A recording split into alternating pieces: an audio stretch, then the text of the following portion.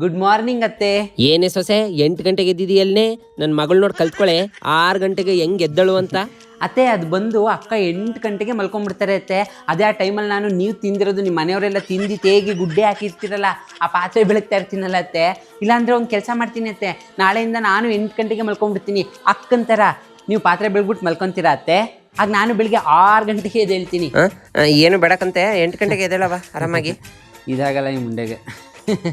ಸರಿ ಅತ್ತೆ, ಆಯಿತು. ಇವತ್ತು ಇದೇ ಸಾಂಬಾರೆನ್ನೇ ಸೊಸೆ. ಅಯ್ಯೋ ನನ್ನ ಮಗಳು ನೋಡಿ ಕಲ್ತ್ಕೊಳ್ನೆ, ಹೋಟೆಲಲ್ಲಿ ಮಾಡಂಗೆ ಮಾಡ್ತಾಳೆ ಅಡುಗೆಯ. ಹೌದಾ ಅತ್ತೆ? ಅಕ್ಕ ಅಷ್ಟು ಚೆನ್ನಾಗಿ ಅಡುಗೆ ಮಾಡ್ತಾರ? ಹಂಗಿದ್ರೆ ಇವತ್ತು ಅಕ್ಕನೇ ಅಡುಗೆ ಮಾಡಲಿ ಅತ್ತೆ. ಅಕ್ಕನ ಕೈಲೇ ಮಾಡಿಸ್ಬಿಡಿ ಅತ್ತೆ. ನನಗೂ ಬರೀ ಮನೆ ಊಟ ತಿಂದು ತಿಂದು ಎಷ್ಟು ಬೇಜಾರಾಗ್ಬಿಟ್ಟಿತ್ತು ಗೊತ್ತಾ. ಮನೇಲಿ ಹೋಟೆಲ್ ಊಟ ಅಂದರೆ ಸಖತ್ತಾಗಿರುತ್ತೆ ಅತ್ತೆ. ಕರಿತೀನಿ, ಮಾಡಿಸ್ಬಿಡಿ ಅಕ್ಕನ ಕೈಲೇ. ಅಕ್ಕ ಒಸಿ ಬಕ್ಕ, ಇಲ್ಲಿ ನಿಮ್ಮವ್ವ ಏನೋ ಕರಿತಾವ್ರೆ, ಮಾಡಿಸ್ಬಿಡಿ ಅತ್ತೆ ಹೋಟೆಲ್ ಊಟ ಇವತ್ತು. ಹೆಂಗಿದ್ದಾನವ ಇವನು ಸೊಸೆ? ಚೆನ್ನಾಗಿದ್ದಾನೆ ಅತ್ತೆ.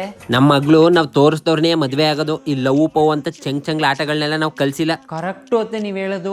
ಲವ್ ಮ್ಯಾರೇಜ್ ಅಂತೂ ಆಗಲೇಬಾರ್ದು ಅತ್ತೆ.